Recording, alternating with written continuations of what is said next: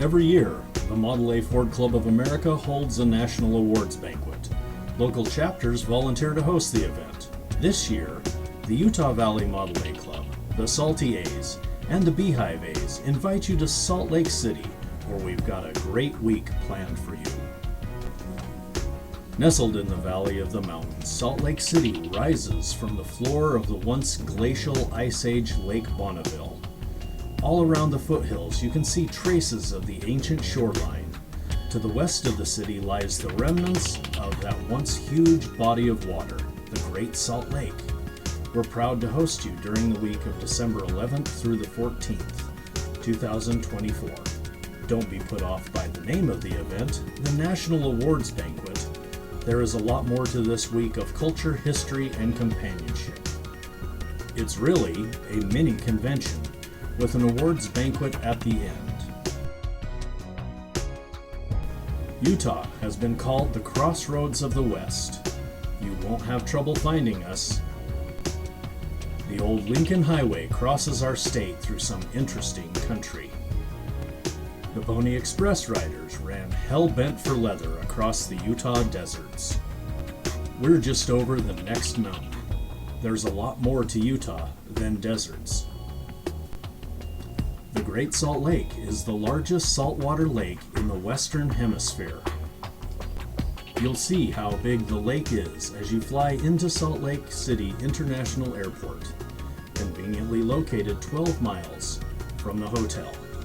This is your destination, Salt Lake City. We'll stay at the Salt Lake Marriott University Park Hotel in the University of Utah Research Park area. Model A enthusiasts from around the country come to these events. It's a chance to reconnect with friends and to hear what other chapters are doing for their members. On Wednesday evening, December 11th, a special welcome reception is planned to start the week off on the right foot. We'll have a no-host bar, hors d'oeuvres, and entertainment. There are many ethnic groups here in Utah. We've invited the Filipino Association of Utah County, along with the BYU and UVU Filipino clubs, to provide tonight's festivities. Here's your chance to hear Filipino Christmas carols. In addition, the group will put on a floor show with traditional Filipino dances. On Thursday morning and early afternoon, we'll be seated in this classroom for entertaining and informative seminars. We'll start off with Dr. Grant Eckstein, Professor of Linguistics at BYU, who will tell us about his research into eye tracking as a method to assess non-native English students' reading skills. Dr. Eckstein has applied these techniques to evaluate our Model A acuity. He'll show Model A images on the screen with a question regarding some of the details. You will respond by selecting your answer on your cell phone. The responses will be tabulated on the spot. The combined Model A knowledge of the seminar attendees will be revealed. Our second seminar is presented by Jeff Niven, a docent at the Provo Pioneer Village. Jeff is currently an adjunct professor in the Mechanical Engineering Department at Brigham Young University. Jeff will cover Utah history from pre-Columbian times to Spanish explorers, European trappers, the Mormon Exodus, and the Utah Territory period. We'll learn about the Utah War, where 1/3 of the U.S. Army came here to quell a Mormon rebellion that never happened. After lunch, we'll be treated to the personal appearance of Henry Dominguez, a nationally recognized Ford scholar and author. You may have seen Henry on PBS specials about Ford Motor Company history. Mr. Dominguez has written many books, including Edsel, the story of Henry Ford's forgotten son. We've asked Henry to speak to us about Edsel Ford and his mark on the Model A. Get ready for a fascinating look into the life of this highly accomplished but largely unknown son of Henry Ford. Recognizing that some mini-convention attendees may not want to go to seminars, we've asked the Era Fashions Committee to conduct an arts and crafts session where period accessories can be made to add to your wardrobe. Bus tours are always a fun part of every major Model A Club event. We have 2 bus tours planned for you. On Friday, an all-day trip, and on Saturday morning, an informative and entertaining tour of Salt Lake City. Our first stop on Friday will be at the Northrop Grumman Rocket Garden. This is where the Space Shuttle boosters were made and tested. One of these boosters is on display, along with other rockets made for NASA and the Air Force. From rockets to rails, we'll ride another 10 miles to the site of the finishing of the Transcontinental Railroad. It was here that the Golden Spike was driven on May 10, 1869. Coming from Omaha was Union Pacific's engine number 119, a coal burner that carried men and equipment across the Great Plains to the west. Burning wood, the Southern Pacific's Jupiter brought Chinese laborers and grim determination to cross the formidable Sierra Mountains to meet the Union Pacific at Promontory Point, several miles north of Salt Lake City. During the winter months, both replica engines undergo maintenance in the engine house. The National Park Rangers will take us there to see the operation. On Saturday morning, we'll board the City Sites tour bus. Our driver will explain the sights and history of the places we'll visit. We'll get out at This Is the Place Memorial in Emigration Canyon.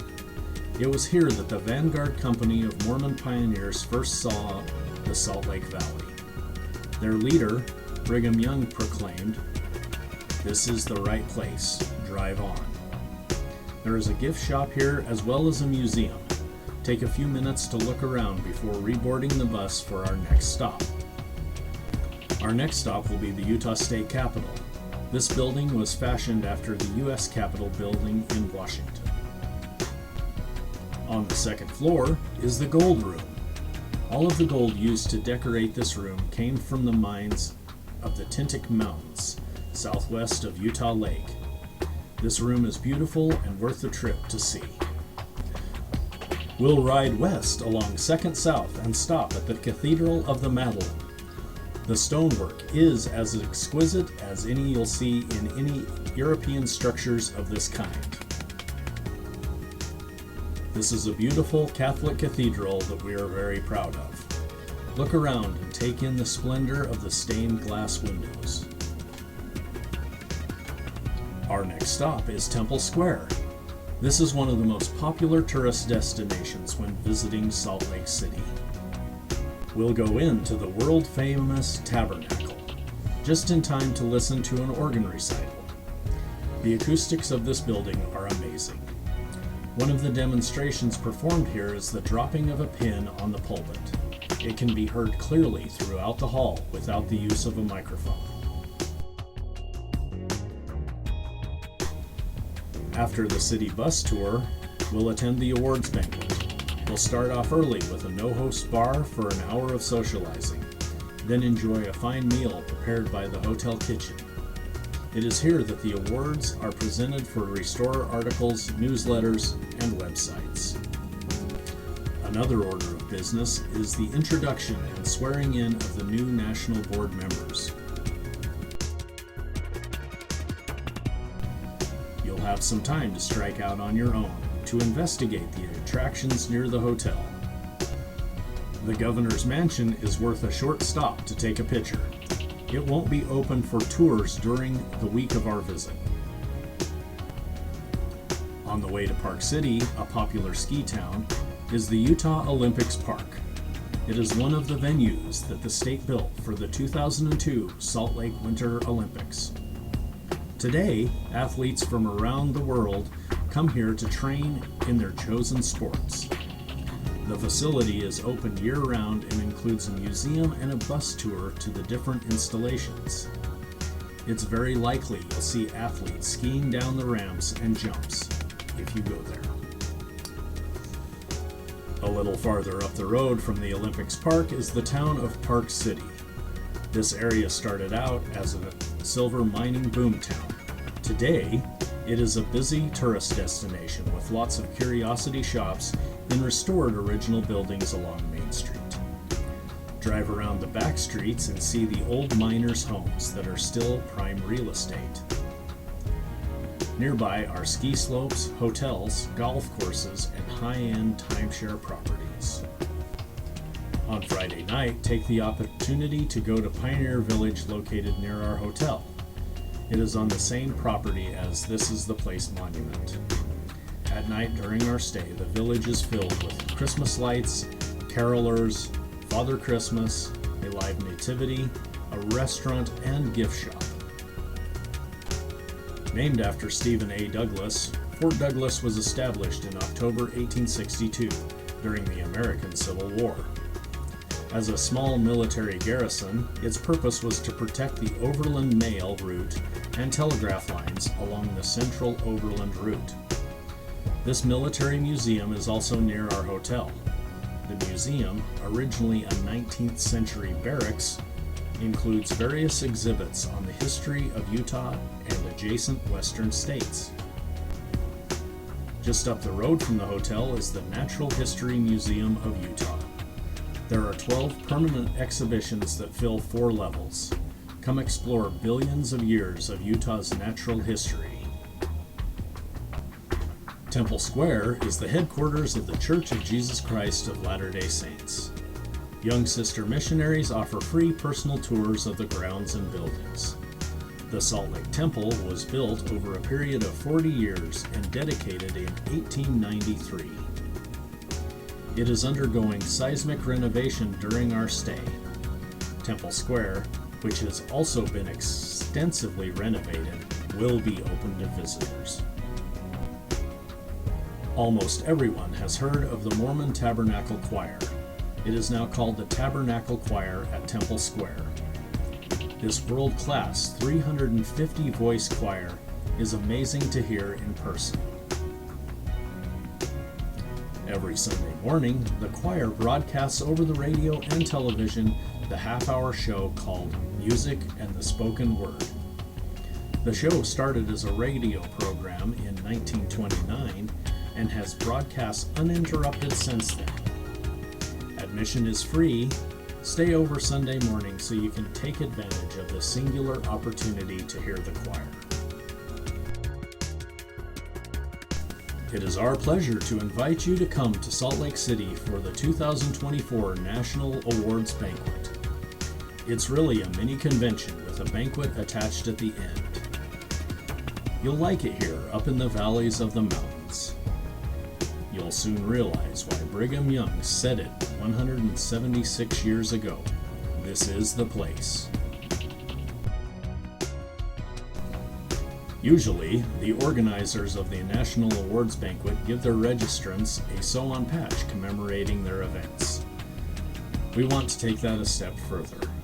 For those of you who register before November 1st, 2024, we want to give you a free polo shirt with the patch already printed on it.